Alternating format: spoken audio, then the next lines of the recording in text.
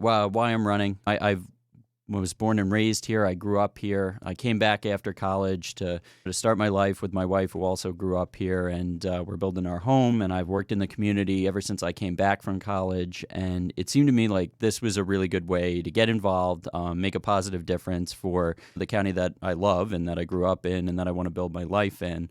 And when I looked at what had been going on over the last 4 years, especially from my position where I was looking at it from, we saw a lot of discord, a lot of anger, a lot of animosity between people that should be working for the betterment of everybody in this community, and I just didn't see that happening. When we fully decided, okay, now we're going to build a house, we're fully committed, we're invested in this area, this is where we want to be long term, I decided at that point that it was time for somebody to step up and to try to make a positive difference for the community at the county level. We have a lot of good representatives in this county, from town supervisors, obviously our state, our federal elected officials, but I just wanted to make sure that the people's voice at the county level was also being heard and that somebody was in power there who was able to bridge some of the gaps that we see in terms of especially healthcare coverage. The care center, the situation there obviously is really horrible for the people that are there. And making sure that we're addressing the opioid crisis effectively. That's really important. I'm sure we all know people and we've all lost friends to the opioid epidemic here, and it's something that I think really needs to be addressed and really focused on a little more. And that and the housing situation was another big reason that I wanted to jump into the ring here and try to address it. I really feel it has to be made a priority. And obviously we'll get into that, I think, probably in a little more depth as we go on here and my own personal experience with that and some of the other ones that I've heard from people calling into our office from around the county. But there's a lot of issues that need to be addressed, and I think they're really critical to the future of this county. And being that myself, my wife, my family are so invested in the community, I wanted to be able to actively address these kinds of issues that are going to be affecting people for the next 10, 20 years here and try to build a stronger, more resilient community coming out the other side. Now, you mentioned that you're not a stranger to the county. You mentioned people calling into your office. So you are currently the aide for Assemblywoman Aileen Gunther, right? That's correct. Yeah. Aileen is a fantastic representative. Everybody knows her. You go out, when anybody sees her around, everybody knows her. Everybody knows that if they're having a problem, talk to her. And she's going to, even if we don't know the answer, we're going to find it for you, and we're going to do our best to help you out. And that's a mentality that I really enjoyed working for. Every day is different there, but it's something that I really took to heart in that she really genuinely cares about the people here. And it's something that, again, I wanted to bring to the county level, right? You want to make sure that the people you elect to represent you really do care deeply about the issues that are affecting you, the issues that you see every day as you drive down Main Street or as you take a look around in the healthcare landscape and access to care and things like that. She's been a great mentor to me. She's taught me a lot of how to be a good representative, I think, and it's something I really want to bring to the county level. You mentioned healthcare, and rural healthcare access is really a critical thing here. You mentioned the adult care center, what's happening in the past couple of years with it. So what initiatives do you think you can propose to ensure that the residents in remote areas in Sullivan County, because Sullivan County is big, what can you do to ensure that residents in remote areas of the county have access to quality healthcare? Absolutely. First and foremost, we need to expand our transportation options in the county, right? We can have all the healthcare facilities right along the 17 corridor we want, but if you can't get there, they're not going to do you a whole lot of good. Making sure that we address the transportation situation. We have the Move Sullivan bus, which is a good start, but it doesn't hit a lot of those really more western parts of the county. And that's something I'd really like to work with our state federal representatives to try to get some money into the county. It doesn't have to be just our county taxpayer money. That's part of what, I've seen. I've seen it work in other places. We work well with Orange County, with the city of Middletown through Aileen's office and other offices that I've worked in the past as I worked for Congress as well.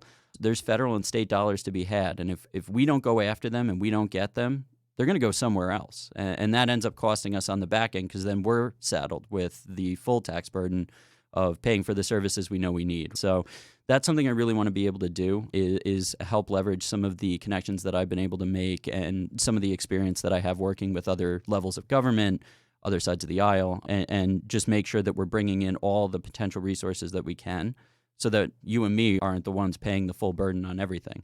But that's just the transportation aspect, right? We need to make sure that we're protecting the assets that we have here. That includes Garnet Health Catskills, right? I was talking to Mike Sikel the other day, and they were saying that Garnet had recommended that any cardiac-related issues get transported all the way down to Middletown. Now, if you're in Roscoe, say, that's a long ride if you're having a cardiac issue. And I've done, I don't know how many heart-a-thons and everything else, and the community has made a significant investment in making sure that we have these services here. I think we need a county legislature that respects the investments that have been made by the taxpayers here and the need for those services here. I'm sure they've had conversations with Garnet about this, and I hope to do the same. But it's just about making sure that what we fought so hard to bring to this community stays here and that we all have access to it, right? We need to have those satellite offices in places like Jeffersonville and places I know they have the hospital on 97 there, but more along that river corridor there where we have so many visitors coming up every year, and unfortunately we have a lot of issues, injuries, and you got a big river there. A lot of people unfortunately don't wear their life vests. It's not even just the day-to-day healthcare, right? But you have so many people coming up in the summer that we need greater access, and it's something I really want to prioritize. And again, with the adult care center, right? It's really unfortunate for a lot of our neighbors that are still there right now. The level of care there are plunged dramatically because of certain decisions made by the current county legislature. I think we need to regain control of that. I think the time has come that the residents there have suffered enough, and it's time to reassess and take back control, and in the meantime provide the care that they expected and that everybody should expect for the investment that they made in that facility. Tourism is big here in Sullivan County. We are the home of Woodstock. How do you plan to boost tourism while addressing the concerns some residents have who may be impacted by the increased visitor traffic? Obviously, it's no secret. Our bread and butter here in the Catskills is tourism. The sales tax revenues have been really skyrocketing as we've seen more and more people come up, spend their money here. That's what we've always wanted, right? You look back to the heyday of the hotels here, and that's what really kept the lights on in this county for a long time, right? But we also saw when those left that there was really a hole in this community, and for a long time that was a major drain. Just the loss of that revenue, the loss of those jobs was really detrimental to the health of our community. We can't put all our eggs in one basket. We really need to make sure that we have a diverse economic development picture, and I want to work to do that. It doesn't mean putting projects where they don't belong. It's making sure that you work with the communities in question to find the projects that are going to bring the jobs that they want, the type of industries that they want to their town. And again, this gets done at a local level, really. But if the county planning department, say, could help with some of the planning aspects of new projects and new jobs that are going to be coming into our community, then I think that's something the county should be offering. But again, this question was about tourism, right, not economic development. So we'll get back into this. So in terms of tourism, we're lucky to have a fantastic person in Roberta Byron Lockwood. She just won Tourism Professional of the Year, so congrats, Roberta. But she's really done a great job. It's no accident that we've seen the type of influx that we have. There's plenty of options for people to go to. There's a reason that people have come here, and that's because of the hard work that her and her team have done. I think we need to continue to invest in promotion for our area. That's a huge aspect of what we need to do. It means fully funding the efforts that are made by Roberta and others in the county to put on events, to bring people up here, to advertise in places like Brooklyn, which I know they've been doing, that are bringing those people up here. But what strikes me about the other side of the coin, right, and I'm going to bring this back to my own experience here, right, with housing, because you have all these people coming up here. They love it, and it's great, and we want to encourage them to come up here and really revitalize our area and be residents and be invested in our community. But at the same time, we're seeing the cost of living go way up here. It's really crazy, to the point where, a lot of the jobs aren't paying enough for people to be able to afford things like rent, let alone going out and checking out the new restaurant that just opened or just meeting day-to-day needs. And a big part of that, like I said, is rent, housing, those kinds of costs. And I guess if you don't mind, I'll get into a little bit Sure, about go ahead. What happened with myself. When I came back from college, my wife and I were able to rent a house in Bethel, which is why we fell in love with that part of the county, originally, obviously, having come from Liberty. But we were able to rent a house there. We were able to get our feet planted in a place for enough time. And we had 2 incomes, so we felt like we were in a stable situation. We had been looking for the opportunity to buy a home, but Right. Post-COVID, if I say it tripled, I'm probably underselling it, the housing prices. That sort of eliminated that as an option for us. And then just in January of this year, we lost the lease on our place. We looked around, we said, we have two pretty good jobs. We could, I'm sure, make something work. And we could not find a single place that was affordable enough for us to really effectively live in, and a place that we felt safe in or anything like that. And this is coming from two people who are working and trying to come back and trying to do good things for our community. And it was really difficult. The only way we were able to figure it out was generosity, really, from a family friend. But not everybody's able to do that. And like I said, I know I referenced it before, but we get calls in Aileen's office every day, from people who somebody bought their place, the rent's up now, $200 this month. How are they going to make ends meet? They can't. And what can we tell them? There's nowhere else to go. The waiting lists for apartments are years long in some cases. The rents themselves are crazy high. And the cost of living issue is something that I think hasn't been prioritized really by the legislature. Coming from somebody who's experienced it themselves, I think I could do a good job of advocating for people in this county that are in the same situation as me. If you're a young person that wants to come back and wants to contribute, we should be encouraging that and making sure that's a possibility. And it's just not something that I've seen having initiative been taken by the county legislature. And I think that's something I would really like to prioritize. We need to increase the stock of housing for working people. It has to happen. There's not enough people here to fill the jobs that we already have, and there's nowhere for them to live if they wanted to fill those positions. It's a really big issue, and if we don't address it now, it's only going to get worse, and it's going to really hinder the growth of our county for the next 10, 15, 20 years. Sullivan County currently has one of the highest opioid overdose rates in the state, excluding New York City. Do you believe the county is currently taking enough action to address this issue? And what additional measures do you believe can be implemented? And how you plan to contribute to a positive change in this regard? Yeah, absolutely. So, unfortunately, I certainly don't think enough is being done right now. The numbers speak for themselves here. Our opioid overdose death rate is obviously, like you said, the highest in the state outside of the city. That's not something you want to be number one in. We want to be number one in tourism, in environmental protection, in making sure that we want to be number one in economic development, whatever it is. You don't want to be number one in this. So is enough being done? I don't think so. No, especially with the opioid settlement funds that came into the county being sat on for over a year in some cases for some of the programming that would help with addiction, with treatment, with housing of people that are coming out of treatment. And that's something that I see every day. I sit on the task force, the drug task force I have for 3 years now. And we discuss a lot of different things that could help. My pillar that I have been on is the legislative pillar. So we discuss different legislative priorities that Aileen can put in and try to help. And we get our best ideas, and this is universal of, I believe, and the way any government body should work. You get your best ideas from the people who are in the trenches every day, right? So what our pillar has really been able to do is hear from the people on the ground that are experiencing the problems and say, we need a law to fix this. This is the only way we're going to get change here.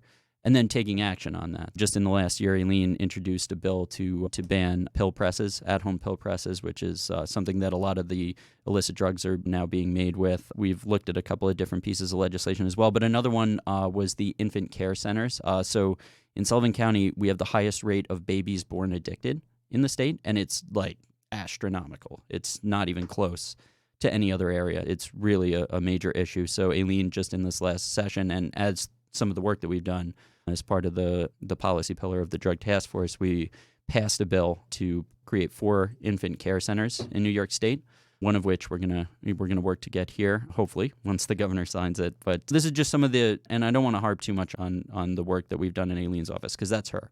That's not me. But these are things that we look into through this drug task force. And one of the other things that we do, obviously, is recommend how the money that we get in from the settlement should be spent. And we submitted that. And unfortunately, it wasn't acted on for a few months. And in some cases, some of the programs hadn't been paid for work that had already been provided for over a year.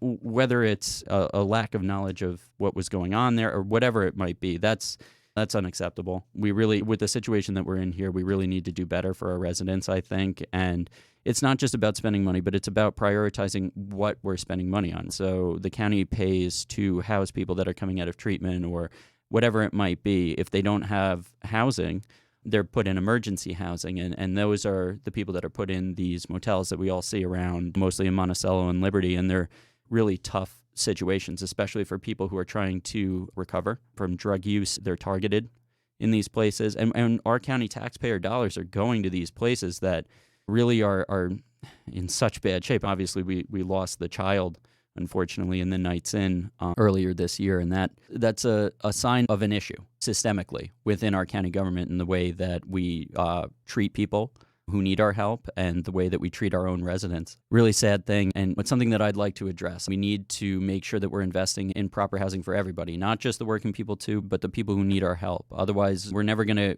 make a dent in this if we don't prioritize people first and making sure that they get well and that they have the resources to be able to do so. There's a lot of different ways we can do that, obviously, but working with state and federal and partners as well. And that's one of the big things, obviously, the HIDA designation that came through the great work of Wendy Brown, I will shout out, as well as Megan Galligan and our current DA. But that just shows you, right? You're looking at cooperation there from the local, the state, and the federal level to bring resources in to try to address that. We need more of that. And that's something that I want to bring to the table as a legislator. In recent years, there's been a noticeable increase in public disagreements and infighting among the members of the Sullivan County Legislature. As you look to the future, what steps do you intend to take to address this issue and foster better cooperation among your fellow legislators? If we can't even work with each other, it's going to be tough to work with anybody else. And there certainly has been a lot of strife and a lot of back and forth and a lot of argument within the legislative body itself. It's no way to run an operation. It's unacceptable. I think sometimes people forget that they represent people. It's not about them and their personalities and whatever negative interactions they might be having with their coworkers, right? You still have a job to get done at the end of the day. Like anywhere else, it's a job. What would I do to change the narrative? I've always worked with other people, right? I started out working for a Republican congressional representative and working here in Sullivan County for him. I obviously moved on then to Aileen's office and worked with just about every legislator in the county and every town supervisor in the county. Doesn't matter to me, party, personality, whatever. If it's going to help the people of Sullivan County, that's what I want to do. And I've always made that a priority throughout my life, whether it was working in government, whether it was on the school baseball team or whatever it might have been. Working together is the only way that we get anywhere. And we can call it strife or whatever, but my opponent was found guilty of defaming another legislator. That kind of behavior should not be tolerated, period. And it's just really sad that this is where our county government has come to. And it makes us really, when we're looked at from a statewide perspective, a laughingstock. And it harms investment, too, in our community, right? What business is going to want to take a look at what's going on at a county legislative level and say, this is where I want to invest for the next 10, 15, 20 years. It's really sad that this is where it's come and that this is where it's gotten to, but I'm fully prepared to work with any elected officials, any of my colleagues, any of my state and federal representatives. I just want to get things done and make sure that we're getting the resources that we need to take care of the people in our community, and that's what's most important. So, like I said, you mentioned your opponent. You're running against Rob Doherty, who is currently the chairman on the legislature. Mm-hmm. So why should folks vote for you over your opponent? I'm very experienced for my age. I understand I'm a younger guy, but I've worked in government and politics longer than my opponent. I've worked at every single level, from the state to the federal to the local level. I've worked with both sides actively. And I know the ins and outs of government. And that's been a benefit that I've been able to glean from my time with both Congressman Faso and Aileen. But it's something that I think needs to be really pushed at a county level, especially because we are such a poor county. We need all the assets that we can get and all the cooperation that we can get to try to bring those resources here. Because if not, they're going somewhere else and we miss out. And that's been the case for a number of years here, but it doesn't have to be this way. Right? We can do better for people, and we can do it by making sure that we're civil, making sure that we listen to the people that we're representing and legislate from the ground up, not the top down. That's so important. Nobody knows everything, right? We need to make sure that we're listening to experts in the field when we're making decisions, and also that we can admit when we're wrong and pivot and make the right decision, even if the first choice that we made wasn't the right one. The Care Center springs to mind with that, but be that as it may, I'm here because I care about the people of Sullivan County, and I want to address the three main issues that we talked about here. Number one is healthcare, access. making sure that we're protecting our investments in our local healthcare institutions that we've made as taxpayers over the last 30 plus years. And that means in Garnet Health, that means in the care center, and making sure that we take care of people. That's our number one asset. We haven't done it. We need to do it. And we'll never change our healthcare rankings or anything else until we acknowledge that fact and we move forward. So that's number one. Number two for me is housing. Again, I've obviously explained my own story. That's not unique. That's so many people in this county. As I go around and as I talk to people and as I meet people, it's a huge thing on people's minds. And it's unfortunately going to continue as the cost of living continues to go up and prices continue to go up, rents continue to go up. We need to make sure that we have places for people who are living and working in our community that they can afford. Otherwise, our community is going nowhere. So that's another very important thing to me. And then lastly, like we just talked about, working together and cooperation. I can't express how important that is in government, right?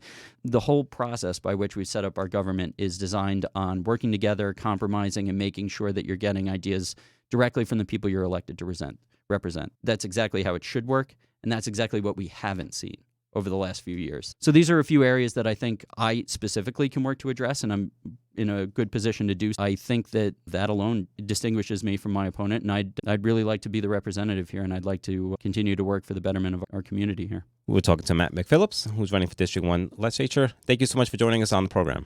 Anytime, Patricio. Thank you so much. All right.